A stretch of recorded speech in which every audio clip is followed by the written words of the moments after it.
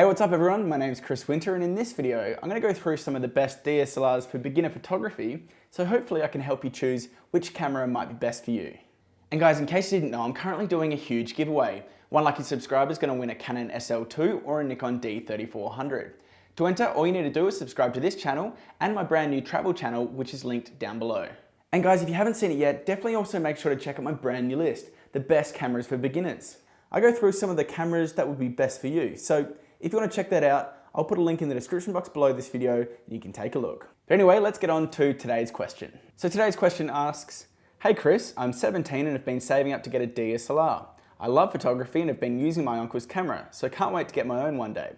What cameras would you recommend for a beginner like me?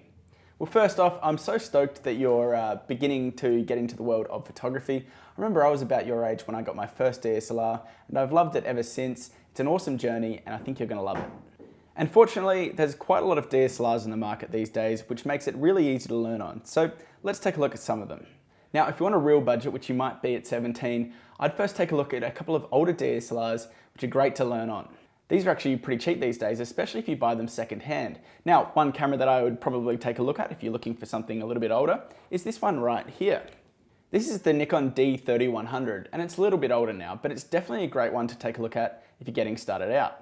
The D3100 can be picked up for a pretty ridiculous price these days. I've seen these go for around about $150 to $200, including a lens. And this is a great way of learning some of the basics, you know, the shutter speed, aperture, and ISO.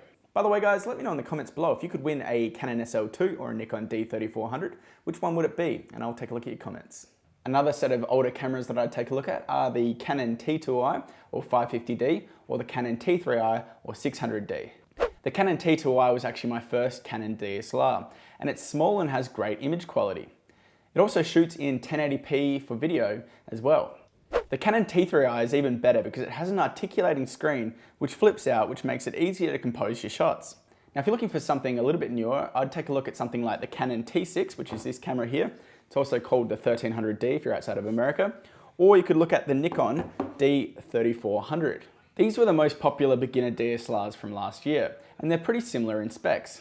Now, both of these cameras are pretty small as well, especially if you compare them to higher end DSLRs, which is a great thing because it means that you're going to be carrying these cameras around and not worrying that they're going to be weighing you down, especially if you're doing a whole day of shooting.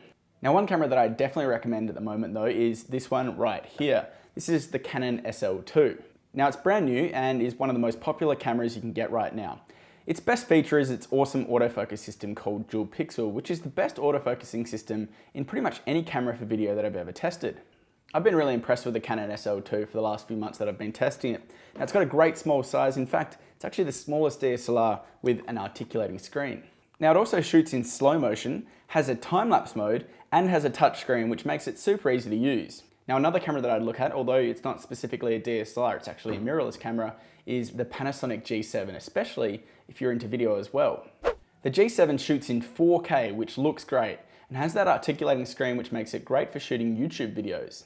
Other than that, if you've got a little bit more money to spend in your budget, I'd take a look at cameras such as the Nikon D5600 or the Canon T7i. But while you're just beginning, I'd highly recommend just getting out there with any DSLR you can get your hands on and start shooting. So these were just a couple of beginner DSLRs that I think might be good for you. Hopefully it helped you even just a little bit. And guys, if you haven't seen it yet, definitely also make sure to check out my brand new list, the best cameras for beginners. I go through some of the cameras that would be best for you. So if you want to check that out, I'll put a link in the description box below this video and you can take a look. That's it for me. Hope you have a fantastic day, happy shooting, and I'll see you in the next video. Bye.